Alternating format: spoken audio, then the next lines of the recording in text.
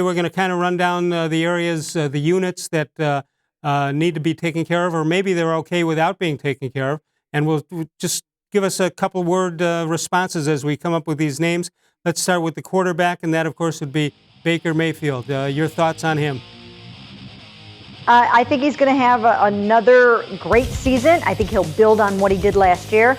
And how can you go wrong when you're throwing to Jarvis Landry, Odell Beckham? I mean, he used to tell us last year, oh, you know what, I'm fine with what I have. Well, he'll be way more fine. He'll be more finer.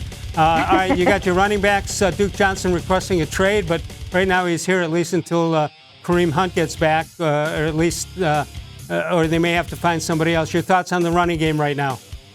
You know, what a great combo. Nick Chubb, Duke Johnson, you have a little bit of everything. I think Nick will build on the season that he had last year. Great offensive line in front of him. Duke can do a little bit of everything. Kareem, if he can get back and get on the field, rehabilitate himself, he might be a better runner than Nick, and even a better receiver out of the backfield than Duke.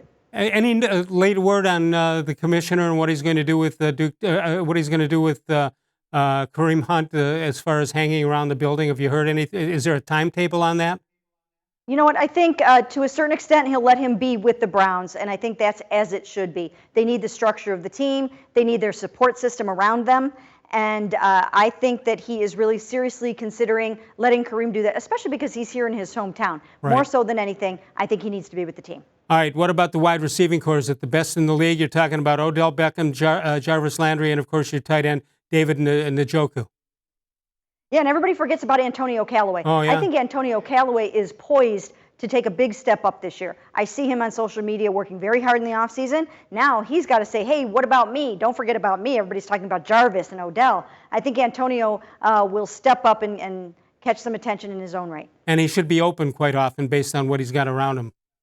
Absolutely. All right, let's take a look at the offensive line, starting with the left tackle and Greg Robinson. Then you go to Joel Bitonio, J.C. Tretter, Austin Corbett, and Chris Hubbard. I mentioned before not many fans understand offensive line play, but it must have been pretty good last year because Mayfield stayed on his feet. What do you think about this group?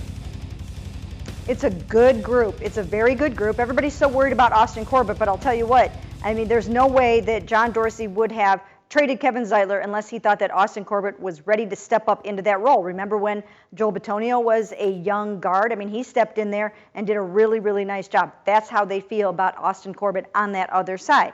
The one place to look at, of course, I think is left tackle. Now, they did give him Greg Robinson, a one-year prove-it deal worth about $7 million, but there's only $500,000 guaranteed in that deal. When you look at that, that says to me that they will add some depth. They'll bring in some competition at left tackle. Maybe they'll draft someone at left tackle to push Greg Robinson, and that young player will either win the job or give Greg a run for his money. All right, in a few moments, we'll take a look at the defensive side of the ball, which has a lot of good things and not so good things. Here you see the defensive line, and you got Vernon and Myles Garrett. Then you got Richardson, a couple of new guys there, and Larry Ogunjobi. What's your first thought about the defensive line? Very strong, very solid, and I think it was a great move to bring Olivier Vernon in here. He's a veteran. He's been around for a long time.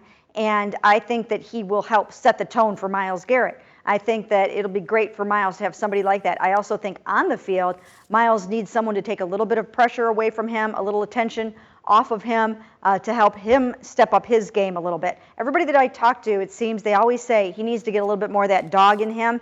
And I think maybe Olivier Vernon will help him find that within himself this year. So I think they'll complement each other very well. And you've got a new defensive coordinator who was a head coach before. What do you think he thought of when he looking at film and seeing what the Browns do have and what they've done by adding some of these guys? You know, I think he looked at it, and I think there were guys that he just, thought that he didn't think much of them or enough of them for the Browns to be able to keep them around. Those guys include Jabril Peppers, Emmanuel Ogbah, guys like that. So I really do think Derek Kindred. I think that Steve Wilks had a say in how they are reshaping this defense. He's a very good defensive coordinator. And I didn't even mention I didn't say enough about the defensive tackles. I think Sheldon Richardson is going to be a great addition to the middle of that defensive line, help shore up the run, help disrupt things, bring some pressure up the middle, and also bring out the best in Larry Ogunjobi. What do you think Ogunjobi's problem was last year? You know, he sort of tailed off at the end a little bit. He started strong, and then he had a little bit of an injury, and I think he kind of tailed off a little bit. But again, I think with Sheldon inside with him, I think that will help him a lot. Mary Kay Cabot is with us. Let's take a look at the linebackers, Avery and Schobert and Kirksey. A couple of familiar names. Not too many stick around if you weren't taken by John Dorsey, but you got a couple right there who had been here before. Yeah, again, I forgot to even mention Jamie Collins gone too. So, I mean, there are some players that started significant amount of games last year that are not even on this team anymore. So the linebacking core is still one to watch. I think they'll continue to add to the linebacking core. I really do. I think you'll see some new faces there probably from the draft. So, yeah, I think they want more big plays, more disruption from their linebackers, and they'll work to get that. Are they through with free agency at this point? For the most part, yeah. For the most part, Okay. I mean, you know, you'll get No one of those stragglers guys out on there? 1 year.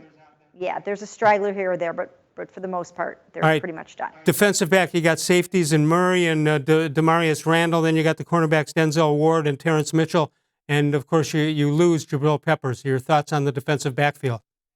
And you also have T.J. Carey, so you know, so he's a very good cornerback as well. You can mix and match some of the pieces and the parts, and they'll continue to bring in good competition there.